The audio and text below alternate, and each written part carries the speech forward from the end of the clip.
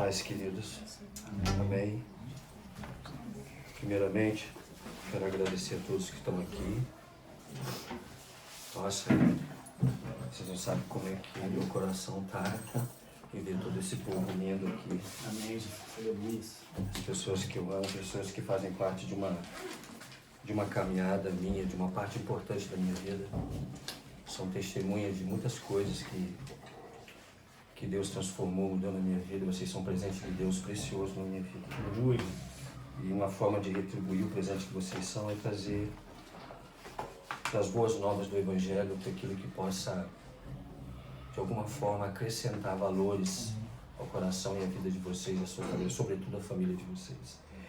Como todos sabem, né, eu e Paloma estamos à frente do Ministério Infantil. Nós cremos, né, que essa igreja, né, a gente está assim a poucos passos, né, poucos metros de tomarmos uma forma de igreja, né, saímos dessa configuração de um culto de lar para um culto de portas abertas, para acolhermos aqueles que estão perdidos, aqueles que estão necessitados. Eu e Paloma sempre sentimos no nosso coração o desejo de trabalharmos com criança, porque as crianças, elas são, né, adolescentes, né, eles são um legado da igreja, né? Amém. Eles são o que a gente pode deixar, que nós podemos deixar como legado da igreja. E a palavra que eu trouxe hoje está em 2 Coríntios, capítulo 5. Nós vamos ler do versículo do 18 ao 20. Esse é o texto base. Depois eu vou pontuar algumas coisas aqui para todos vocês. Amém? Todo mundo achou aí? Podemos ler? 2 Coríntios, capítulo 5, do 18 ao 20. É um texto conhecido, acho que de muitos aqui, que fala sobre a reconciliação. Chamado a sermos agentes da reconciliação. Vou ler. E tudo isto provém de Deus, que nos reconciliou consigo mesmo por Jesus Cristo e nos deu o ministério da reconciliação. Isto é, Deus estava com Cristo reconciliando consigo o mundo, não lhes imputando seus pecados, e pôs em nós a palavra da reconciliação. Versículo 20. De sorte que somos embaixadores da parte de Cristo, como se Deus por nós rogasse. Rogamos-vos, pois, da parte de Cristo, que vos reconcilieis com Deus. Amém. Amém. Bom, tem pessoas que no caminhar, no período de conversão, acreditam que o ministério de reconciliação se dá a partir do momento que você se converte. Não está de tudo errado, mas também não está de tudo certo. Porque o primeiro ministério de reconciliação que foi dado a cada um de vocês aqui é a sua família. Qualquer membro da sua família. Sejam eles que sejam criados ou não criados, parentes, todos aqueles que fazem parte da extensa árvore genealógica, né, que nos acompanha, tios, tias e tudo mais. O Ministério da Reconciliação foi confiado a nós, não só como membros da igreja, com as pessoas que estão perdidas no mundo, mas principalmente aqueles que estão na nossa família. Reconciliar o perdido com Cristo. Então, assim, nós começamos isso desde pequeno na vida dos nossos filhos. Primeira tarefa que nós temos, primeira coisa que nós temos que entender é o seguinte: nós temos que ensinar duas coisas básicas para as crianças. Uma, a origem do homem. Outra, a consequência do pecado. Tá? A origem do homem você vai achar lá nos textos de Gênesis 2:7 e 1:26. Gênesis 1:26 que fala que Deus, né, criou o homem, soprou nele o sopro de vida e fez ele a imagem e semelhança de Deus. Tá. Aí eu vou ter que virar minha mensagem aqui, porque eu tenho que ir na metade da mensagem para poder contextualizar. Consequência do homem. Portanto, assim como por meio de um só homem, Adão, entrou o pecado no mundo e pelo pecado a morte. Assim também a morte passou a todos os homens, porque todos pecaram. Romanos 5:12. Somos fruto de um pecado herdado lá no paraíso. homens caídos, homens e mulheres caídas. Que ao nos encontrarmos com Jesus, por meio da pessoa de Jesus, nós fomos reconciliados de novo com o Pai. E isso não é um atributo só nosso, isso aí foi dado a nós para compartilharmos com as outras pessoas. Mas em especial com os nossos filhos. Porque se a gente não consegue dar um bom testemunho do que é a reconciliação do homem com Cristo dentro da nossa casa, a gente vai conseguir fazer isso lá fora? Eu não acredito. Até consegue. Mas eu acredito que é como edificar uma casa na areia. Uma hora, essa reconciliação vai cair. Porque em algum momento você vai, ou eu, ou você, nós vamos cometer algum deslize, que aquela pessoa que a gente levou a se reconciliar com Cristo, ela vai simplesmente ver em você aquilo que não existe. Que você disse que era, que você alegou que era, que você fazia, e você não faz. Consequentemente, essa pessoa vai acabar se desviando, tanto quanto você, ou até mais. Enquanto eu. Então é responsabilidade dos pais guiar, educar, disciplinar os filhos. Sim, é responsabilidade nossa, dos pais. Não é responsabilidade da igreja, não é responsabilidade do tio, da avó, é do pai e da mãe. Guiar, educar e disciplinar. O Ministério da Reconciliação é o primeiro dever dos pais. Eu concordo plenamente com isso. O primeiro dever dos pais é reconciliar seu filho com Deus. Seu filho, sua filha. Isso vale para os tios e tias que estão aqui, para os avós, para as avós, que em algum momento estão na vida do filho ou exercem na vida do filho o papel de mãe ou de algum instrutor, um tutor que está debaixo da tutela, ou que mesmo por um momento breve esteja debaixo da tutela dessa pessoa. É um dever nosso. Está na missão. Sermos agentes da reconciliação com nossos filhos. Vou dar 3 pressuposições, modelos bíblicos para vocês. Quando a gente entra nesse Ministério de Reconciliação, o dever dos pais, uma da missão do pai é guiar o filho pelos valores da Bíblia, em amor, tá? Ensinando a eles as virtudes, tudo aquilo que vem da parte de Cristo, em amor, com coerência, com exatidão, com exemplos, com condutas, com falas, com ações. A criança precisa ver em nós, adultos, essas crianças que ficam comigo na sala de aula, elas precisam ver aquilo que eu falo para elas, que eu ensino para elas. Porque acreditem, elas têm no seu coração um gatilho malicioso que a qualquer momento pode ser acionado.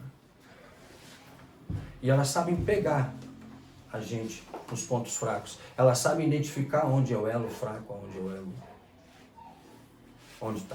Onde elas não conseguem arrumar o que querem, obter o que querem.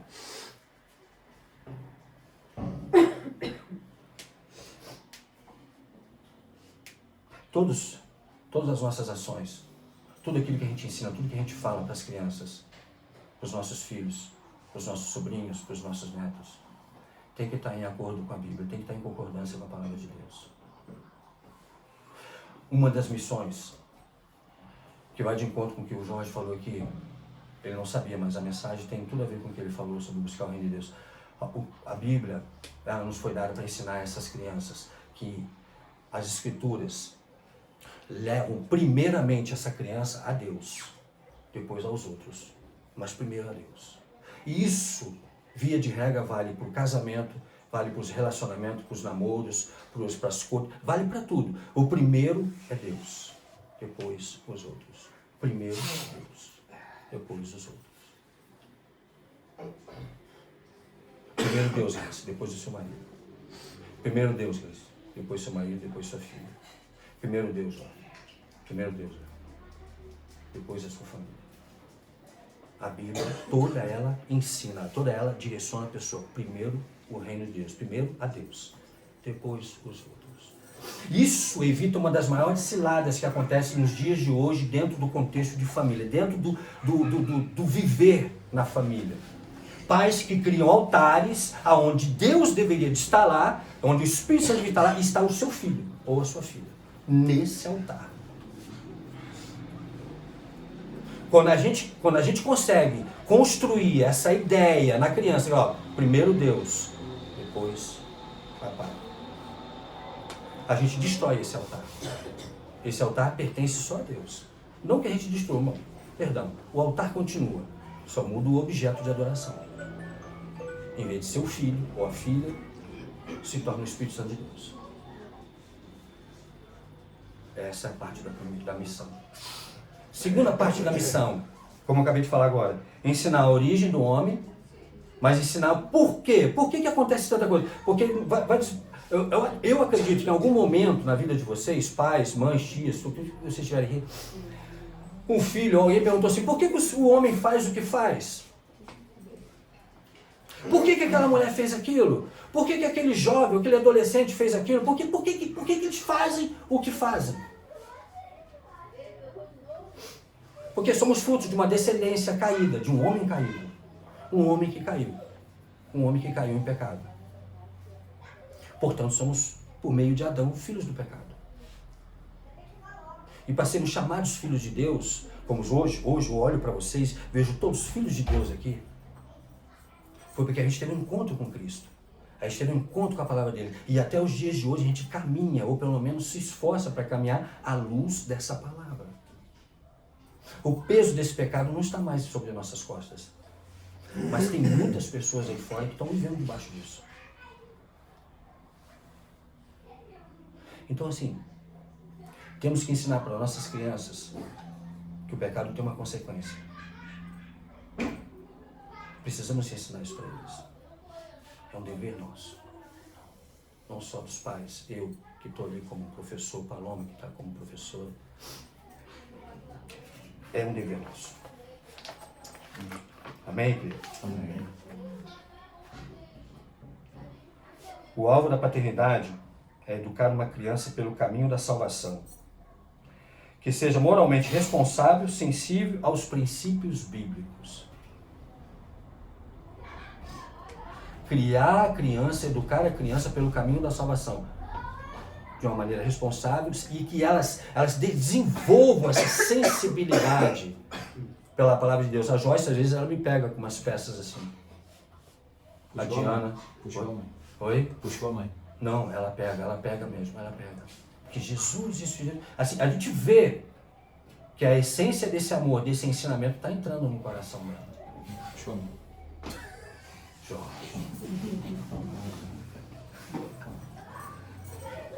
A Bíblia não fornece, essa é a má notícia, uma das má notícias do caminho de você. A Bíblia não fornece métodos exatos para ensinar esse caminho para a criança. Por que não tem um método exato? Porque o Léo pensa de um jeito. Esse menino, qual é o nome dele?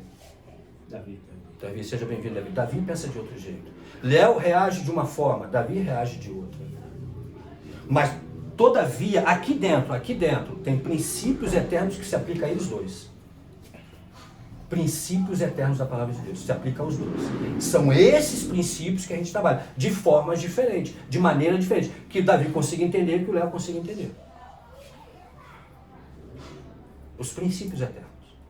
Só que a forma como eu me comunico com o Léo não é a mesma que eu vou me comunicar com o Davi, porque ele é diferente dele. Por conta disso, a Bíblia não fornece um método exato para ensinar a criança os preceitos bíblicos. Não fornece. Mas ela tem princípios eternos, que esse sim vale para a criança. Outra coisa, a criança, ao nascer, ela já nasce no pecado, ela nasce com estultícia, malícia, tudo que vocês pensarem dentro do coração dela. Portanto, quando que eu devo começar a ensinar isso? A partir do momento que já chegou no mundo. Ela começou a andar, começou a falar, já pode começar a ensinar. Não espera o inimigo fazer um bolo dentro da cabeça dela, não. Um ninho em cima da cabeça dela, não. Já começa a trabalhar desde pequeno. Porque ela já nasce nesse pecado. Acredita, tem uma história muito interessante, acho que eu já compartilhei com vocês, mas eu vou falar de novo. No livro de Paul Tripp, ele é um assembleano nos Estados Unidos, ele detém um dos maiores ministérios de aconselhamento bíblico, e um dia ele deu testemunho da filha dele, de 11 meses, estava beirando há quase um ano de vida, E a menina despertou um desejo enorme de enfiar o dedo na tomada. Quase todas as crianças, né? O Vivinho, uma vez, ele tomou um choque que ele enfiou o dedo na tomada e ainda segurou no plugue da tomada. Ficou caído sentado no chão lá, chorando, que não é maluco, mas eu falei para ele não fazer, que ia explicar. Então ele explicou tudo para aquela menina, olha, não faça isso, não faça, porque se acontecer, você vai tomar um choque, você pode até morrer. Você entendeu o que eu falei? A criança, entendeu. Então, sua cabeça gesticulando, tu entendeu direitinho. Aí um belo dia, ele está sentado numa cadeira dele de balanço, olhando o jornal, papapá, e ele viu a menina se chegando. Ele pegou, fez de conta que não viu ela, ficou olhando assim por cima do jornal, para ver qual é.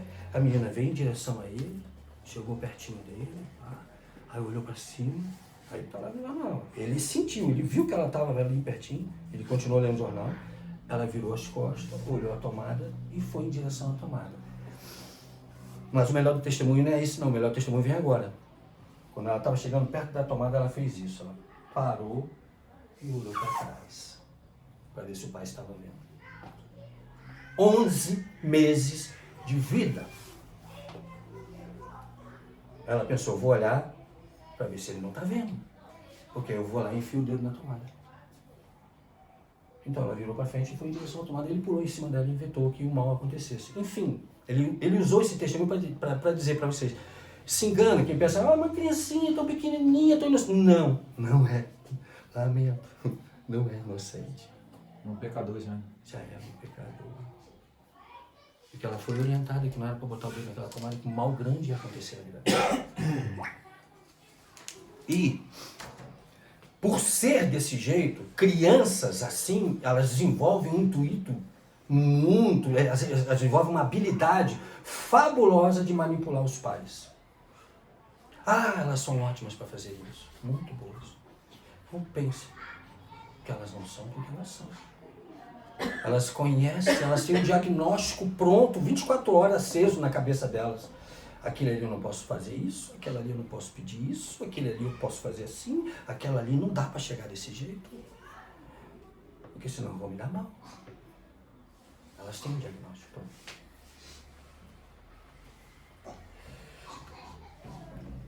O pai e a mãe, em comum acordo, têm que, primeiro, deixar claro para a criança que a Bíblia é, sim, a maior fonte de autoridade na vida delas. Toda autoridade vem de Cristo, toda autoridade dada a nós vem por meio de Cristo. Então elas não podem só olhar isso só apenas como um livro de ensinamentos, mas que tem autoridade aqui fala de autoridade. Se uma criança não reconhece a autoridade de Cristo, ela não vai reconhecer a autoridade de ninguém, muito menos de pai e mãe. Não vai reconhecer essa autoridade. E o Jorge falou outra coisa aqui que tem tudo a ver com a mensagem. O processo é longo. Para vocês, com a graça de Deus, vocês vão pegar a criança saindo da forma, fica fácil. Mas quem já tem os filhos já maiores, como tem a Joyce, tem o Gustavo, o Henrique e tal, a missão já é mais árdua, porque é um processo repetitivo, esse ensino. Não basta uma vez só falar. Porque olha só, a criança tem a capacidade de entender o seguinte, que às vezes a ordem pode ser por um momento, e não para a vida toda. E não para o resto da vida dela. Meu pai falou que não posso mexer nisso aqui, mas ele falou ontem, hoje deve estar tudo bem, beleza, vai lá e mexe. Meu pai falou que eu não podia falar aquilo, mas ele falou aquilo ontem, será que amanhã eu posso falar? Eles conseguem perceber isso. Eles têm essa capacidade. Amém? Amém.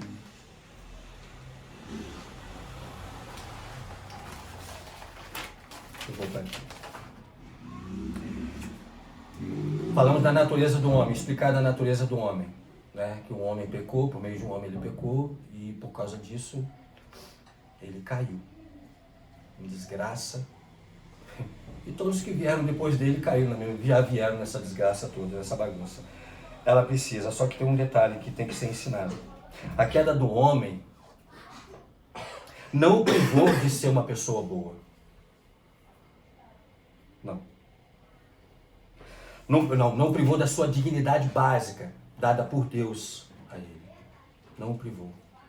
não o privou de escolher, de fazer aquilo que é certo, aquilo que a Bíblia orienta. O pecado está aí, ele existe, mas ele não nos priva de fazer escolhas que sejam alinhadas à vontade de Deus. Não privou isso não. Portanto, quando a gente atinge uma certa maturidade, se a gente faz o que é mal e as crianças percebem isso, a gente faz porque a gente quer deliberadamente. A gente faz porque quer. Escolheu fazer. O pecado não tem força, não tem poder para te obrigar a fazer o que é mal. Não tem. Se a gente olhar a história de Adão e Eva, a serpente não obrigou ela a comer aquela fruta. Eva não obrigou Adão a comer a fruta, ofereceu. Passou para ele o peixe que a serpente passou para ela, ele acreditou e foi lá e se lascou. Se deu mal. Mas ninguém obrigou. Ele tinha todo o que a gente estava até falando muito tempo atrás do livre-arbítrio. Ali ele tinha sim o poder de decidir não comer. Não vou comer. Mas ele escolheu comer.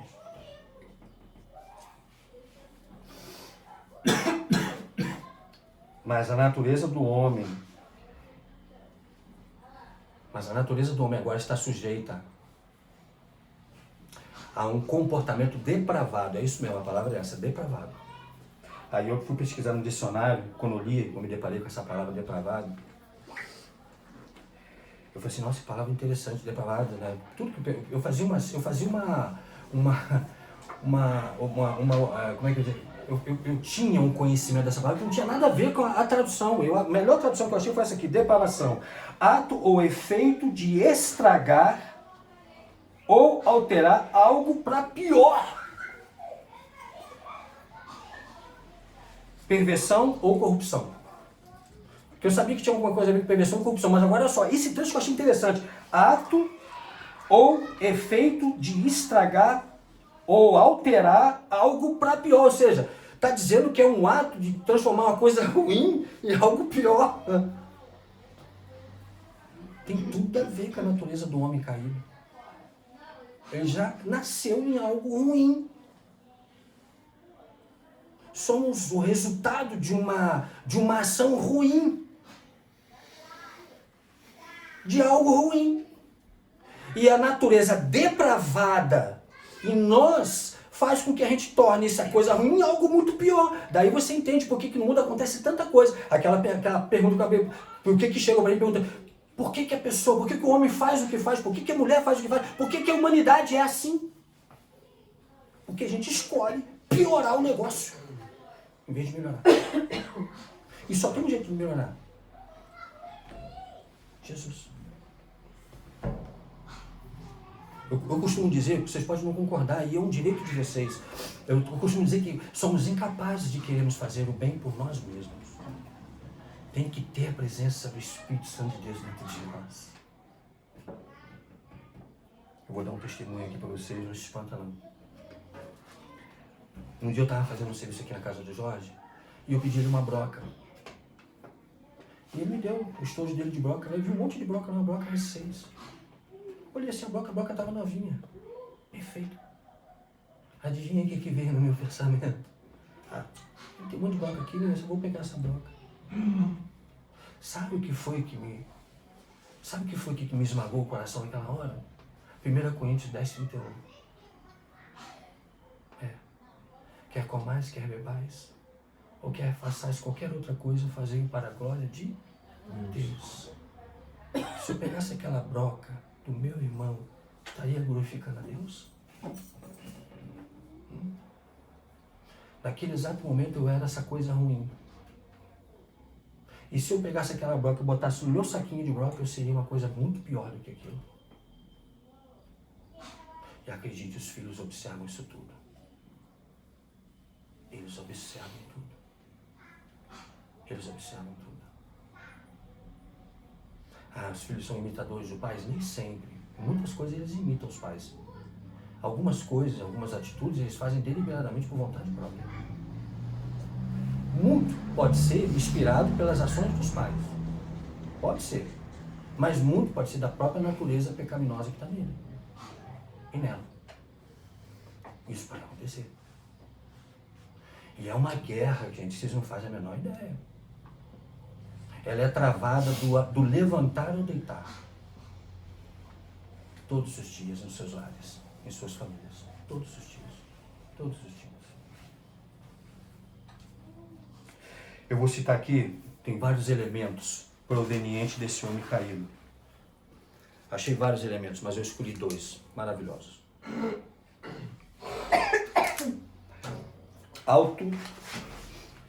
Autolegislar. Isso é ótimo. Autolegislar. Alguém sabe o que é autolegislar? Não sabe. O que é autolegislar? Decidir em benefício próprio. Quem aqui já não reparou? Quem aqui já não Léo, Juno, enquanto Léo e Sarinha eram pequenininhos? Ah, mãe, não gostei dessa calça, eu vou com essa. Não, mas essa camisa eu não quero não, eu vou com essa. Vamos botar ele lá com uns 4, 5 anos de idade. Criança nessa idade, na idade da Joyce, não quer prestar bem atenção. Criança na idade da Joyce, do Gustavo e do Henrique, eles têm que ser governados pelos pais, não ao contrário disso. Não eles governarem os pais. Crianças na idade deles, são vocês que governam. Eles são incapazes de avaliar a consequência dos atos deles. Eles podem até ter uma certa, como é que eu vou dizer, um certo conhecimento, uma certa clareza a respeito, olha, não faz isso, mas tem coisas de cunho íntimo, pessoal deles, que eles não têm como, a gente tem que governar essas crianças. Quando o Gustavo, Henrique e Joyce são entregues para mim dentro daquela sala de aula, eu governo eles, não eles me governam. Sou eu que governo eles. Senão vira bagunça. E nos dias de hoje, amados, eu vou falar uma coisa. Alguém que está pensando assim, você está pensando, de onde esse cara tirou essa mensagem? Eu vou dizer para vocês. Jorge deve mais imaginar, acho que o Léo também já ouviu falar. Porque assim, eu amo família. Por que eu amo família? Porque foi o lugar onde eu mais errei. Eu errei com meus filhos, eu errei com meu pai. Eu erro até hoje, dia de hoje com a minha esposa. Toda vez que eu vier pregar aqui, eu vou falar sobre família. Eu deixo as mensagens de ataque, de avanço para vocês. Eu vou falar de família. Eu vou tentar fazer o possível, o impossível, tudo que tiver ao meu alcance. O impossível Deus vai fazer. Mas eu vou fazer tudo que tiver ao meu alcance. Quando eu estava hoje, queridos, essa mensagem Deus me deu hoje lavando meu banheiro. Sério. Eu sabia que eu estava na escala de pregado. Eu não sabia o que eu ia trazer. Eu estava lavando o banheiro e comecei a chorar. E o Espírito Santo de Deus falou, fale de família, fale de filhos. Fale da importância de se criar um filho moralmente ético, que ame a Cristo e que siga os preceitos bíblicos. Fale disso. Sabe para onde eu fui? Eu fui para o GFI. Por isso que eu botei o texto básico, que é um dever dos pais, está lá no grupo. Ensinar os filhos no ministério da reconciliação, sendo eles os primeiros a reconciliar seus filhos com Deus. E constantemente, eles precisam ver essa autoridade em vocês. Eles precisam sentir, isso precisa estar assim. Não que não esteja, entendeu? Mas que eles precisam sentir isso. Existe a autoridade de Deus na vida de meu pai e da minha mãe. Há uma autoridade neles. Mais do que isso, eles precisam amar essa autoridade. Eles têm que sentir prazer em ter essa autoridade sobre a vida deles. Eles têm que sentir alegria em ter essa autoridade. Então, se autolegislar é o primeiro elemento. Decidir em benefício próprio. A criança é auto-orientada e egoísta desde o seu nascimento. Quando a criança cresce, seu egoísmo entra em choque com a ética bíblica. Depois que eu estou falando. Quando que começa a ensinar esses valores às crianças? Começa agora. Já está atrasado. Se no começo não ensinou, está atrasado. Começa a ensinar já. Está bem atrasado. Começa desde pequenininho. Porque senão quando elas começarem a entrar... Quem aqui nunca entrou em conflito com a Bíblia? Eu entro em conflito todo dia quase. Até os dias de hoje. Quer dizer, estou mais maduro. Mas há uns tempos atrás, Não pode ser assim, não, peraí, isso aqui não dá não, e para mim, Agora imagine uma criança que está acostumada a se auto-legislar, uma criança que exerce o governo sobre os pais. Vamos botar dessa forma. Uma criança que governa os pais. Imagina agora você chegar para ela e levar isso aqui e falar assim, agora isso aqui vai governar a sua vida. Porque isso aqui governa a minha vida e a vida da sua mãe.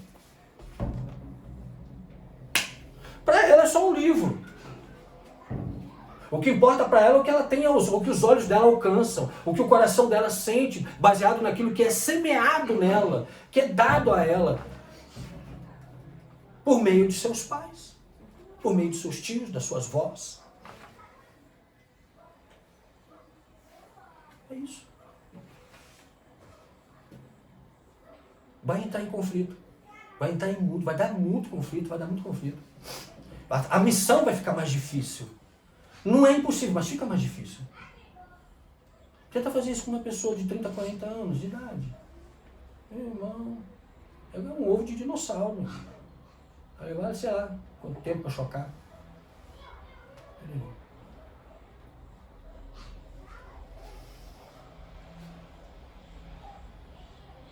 O resultado de uma paternidade bem sucedida, queridos, é você olhar para o seu filho, para sua filha e entender que mais do que ser governado por vocês, ele é governado pela palavra de Deus. Amém? Amém. Você consegue perceber que você está indo bem no exercício da sua paternidade quando você vê os valores da Bíblia governando o coração dos seus filhos. Aí você pode ter certeza que sua paternidade também. Paternidade bem sucedida não é você dar tudo que seu filho quer, porque nem Deus faz isso. Deus dá tudo que a gente precisa. O que a gente quer, ele não dá. Aí eu quero tanta coisa, ele não dá. Eu acho que ele nunca vai me dar. Mas ele vai dar tudo que é necessário para a minha vida. Tudo que é necessário para eu combater o bom combate, para me manter na carreira, correr a carreira e guardar a minha fé. Ele vai me dar tudo que for preciso para isso. Não tudo que eu quero. Porque às vezes tudo que eu quero pode me desviar dele. Às vezes se ele me der tudo que eu quero, pode ser que eu esqueça dele. Pode ser que eu pense que não preciso mais dele. Esse é um dos outros fatores, mas uma premissa na educação de filhos é ensiná-los a serem dependentes de Deus. Por quê? Simples. Vocês não vão ficar aqui para viver todo. E quando vocês não estiverem aqui? De quem eles vão ser dependentes? Como é que o coração deles, aonde o coração deles vai estar alicerçado? Aonde as emoções deles vão estar alicerçadas? Nós não estamos aqui para ficar para... Ninguém aqui vai ficar aí. Isso é uma verdade. É difícil falar sobre isso, mas é. E quando vocês não estiverem mais aqui? Em quem o Léo vai se apoiar?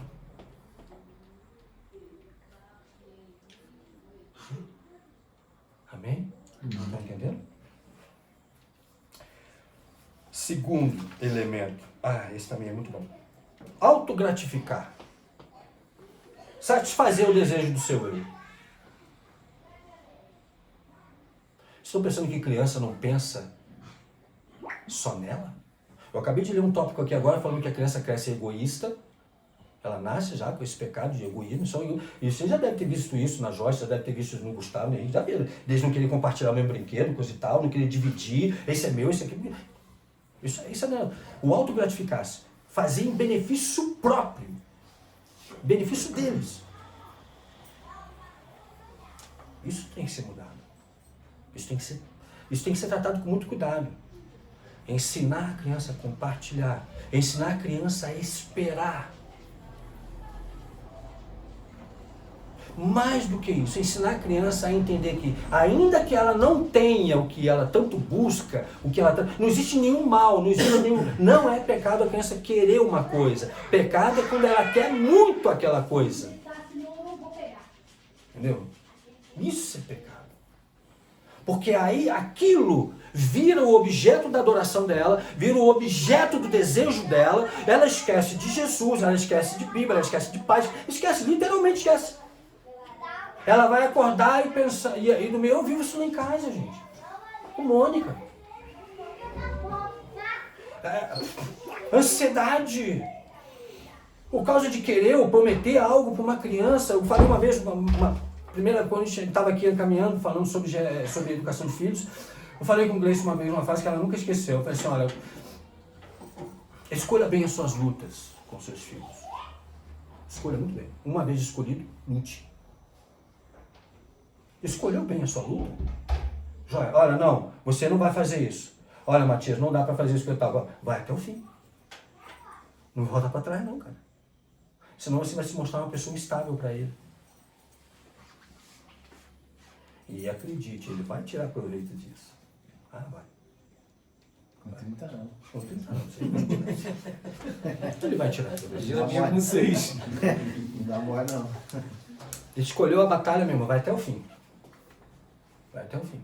Vai até o fruto se manifesta, o fruto de justiça se manifestar. Mas vai até o fim, não para. Não para. Esse autogratificar-se, querer fazer alguma coisa em benefício próprio, isso é uma coisa muito ruim, cara. Isso existe demais nas famílias hoje em dia. Se vê isso demais. O Ministério Infantil ensina muita gente. Como que ensina? Eu vou dizer uma coisa para vocês, muito cuidado, porque pelos filhos de vocês a gente consegue, pelo menos, imaginar como é o convívio dessa criança, como é a vida dessa criança em família. Não é porque eles são fofoqueiros, quero deixar isso bem claro, não. Para você, bem claro. Não é porque eles são dedo duro, não. Não, eles não fazem isso. Interessante, nem Joyce. Olha só, compartilhar aqui um testemunho. Não fiquem constrangidos, tá? Não fiquem mesmo. Igual o Gustavo Henrique. Vou pegar o Gustavo Henrique. A gente conversando sobre... lembrei mais uma coisa. Quero pedir perdão a todos os pais aqui, tá? A gente está devendo a vocês o Dia dos Pais. Ele vai acontecer. Ele vai acontecer. É porque a gente está passando por um momento muito atribulado, muito difícil. Não deu para mim poder organizar. As crianças já estão mais ou menos encaminhadas. A gente vai fazer o nosso Dia dos Pais. A gente vai ter, vocês vão ter a honra que vocês merecem, tá? Vocês me perdoem a Paloma. Enfim, eu estava conversando uma vez com o Gustavo Henrique sobre a importância, né? E quando a gente estava fazendo o Dia das Mães. Aí um começou a falar que um gosta mais de um e o outro gosta mais de outro. Eles começaram a criar uma espécie de balança no relacionamento de vocês. E eu falei assim, não, querido, olha só. A mamãe ama você o tanto que seu pai ama, de uma forma diferente. E o mesmo acontece com seu pai. O seu pai ama você da mesma forma que a sua mãe ama, só que de um contexto diferente. O amor é um só. Princípios eternos. São maneiras diferentes. A gente aqui vai fazer o possível para fazer com que eles consigam ler isso em vocês. Ler. E entender, não, minha mãe me ama. Do jeito dela, de um jeito diferente, mas ela me ama. Meu pai me ama, mas do jeito dele. De uma maneira diferente. Eu estou conseguindo já ter resultados bons com isso. De vez em quando eu pergunto, e aí, como é que tá? Ah, tá legal, e coisa e tal. Aí, sabe, a criança começa a expor, em vez de colocar assim algum tipo de obstáculo, ela começa a falar das virtudes, ela começa a expor, e com alegria, com emoção. Ah, minha mãe gosta de fazer isso para mim, ah, meu pai faz aquilo, não sei o quê, papapá. E eu falo com o Paulo, nossa, tá funcionando. Tá funcionando. Tenho muito cuidado com o diálogo que tenho na presença dos filhos. Principalmente se o diálogo for de cunho hostil, for de cunho agressivo, for assim de uma discussão que não é para eles ouvirem, não é para eles participarem. Não façam isso na presença de seus filhos.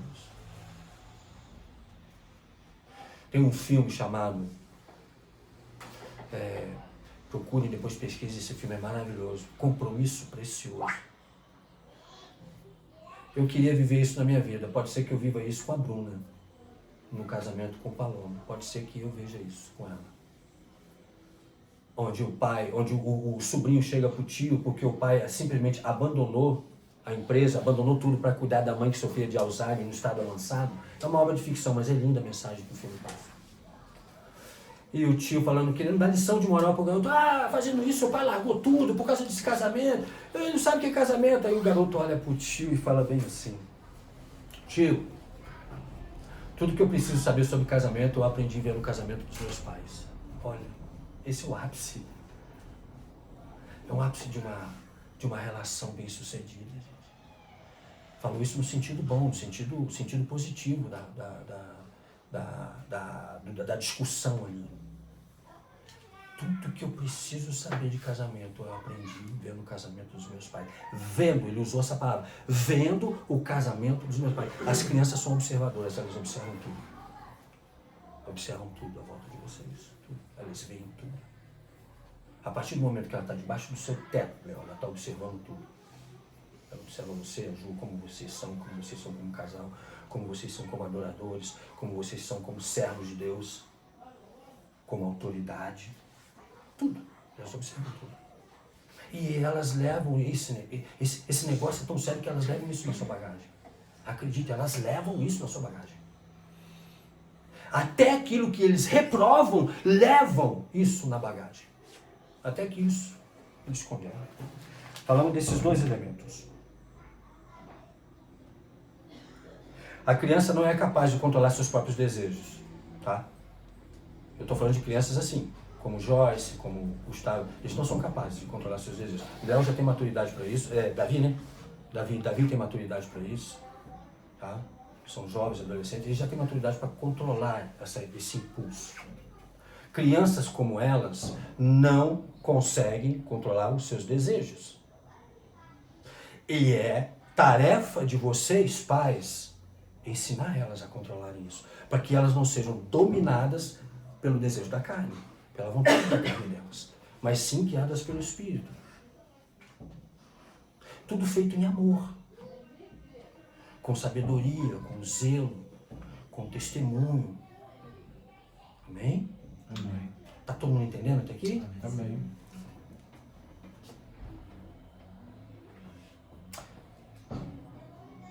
Eu estava pensando o que eu poderia acrescentar. Nós estamos caminhando para o final da mensagem.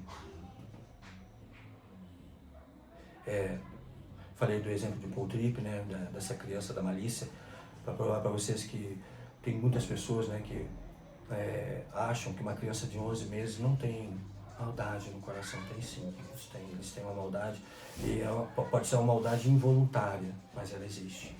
Ela está ali. E seria uma burrice, uma estupidez ignorar isso. Estou falando para vocês dois, cara, que vocês vão ser pais. Muito em breve vão pegar criança pequena. Entendam isso.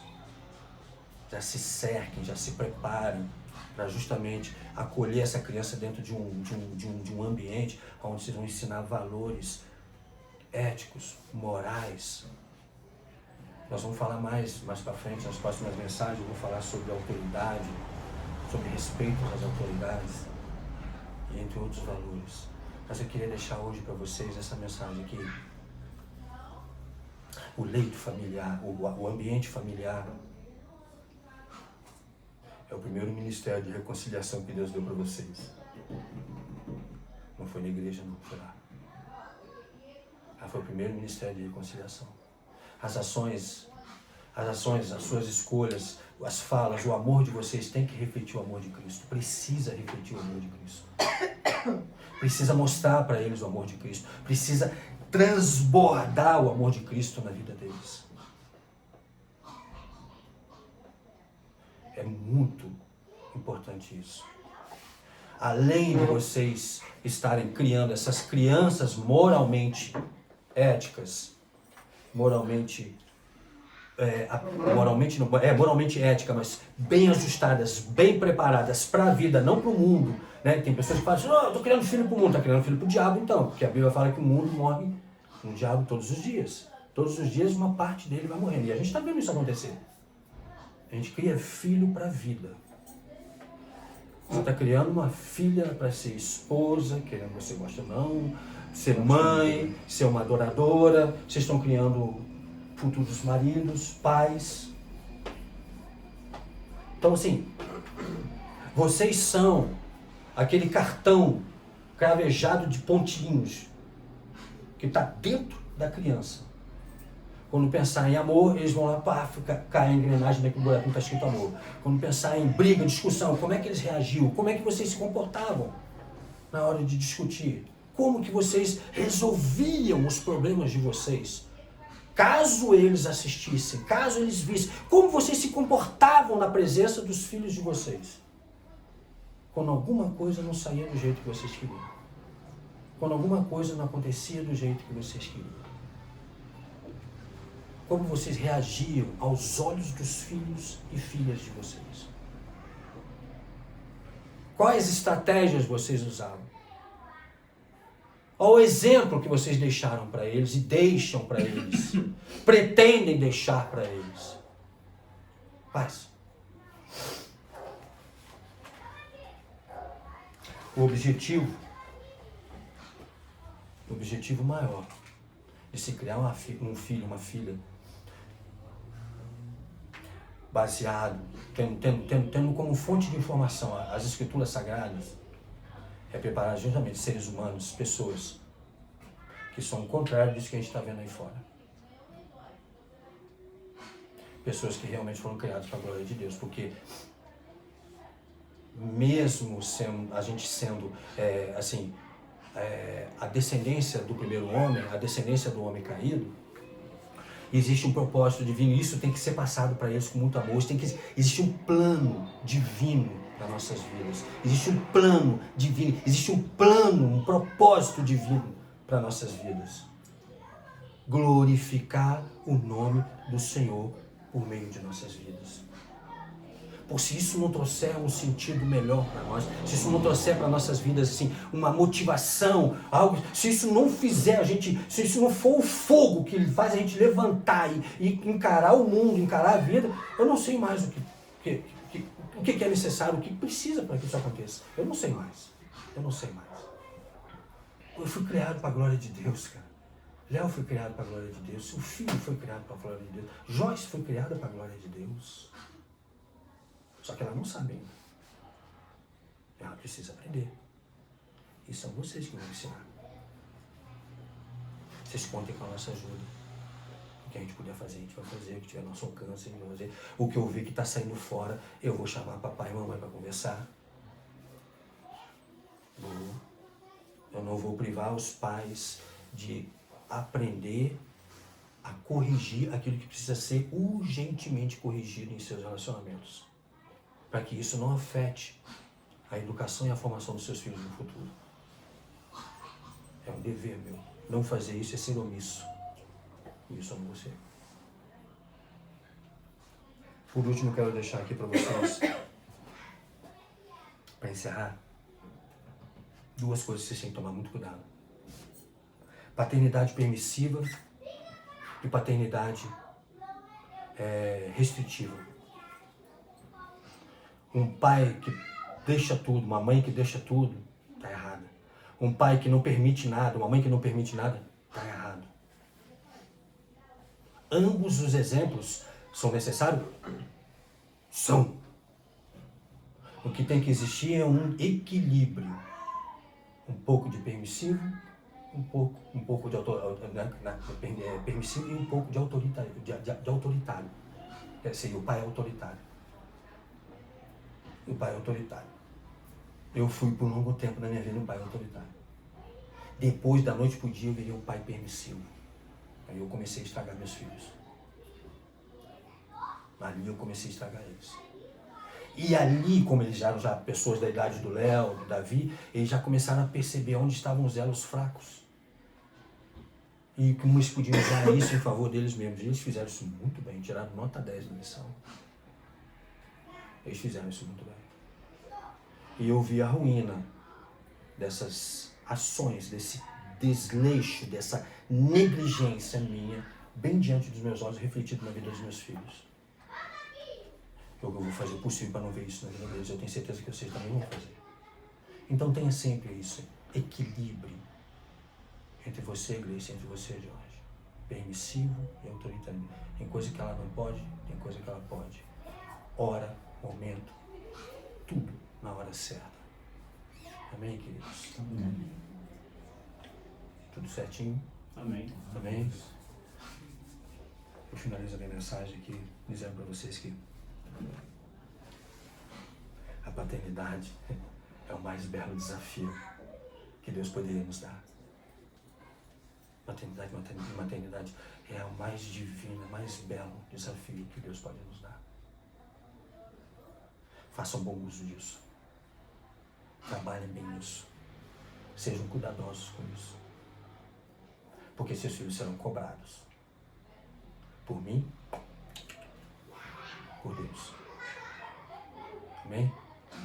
Deus abençoe a todos.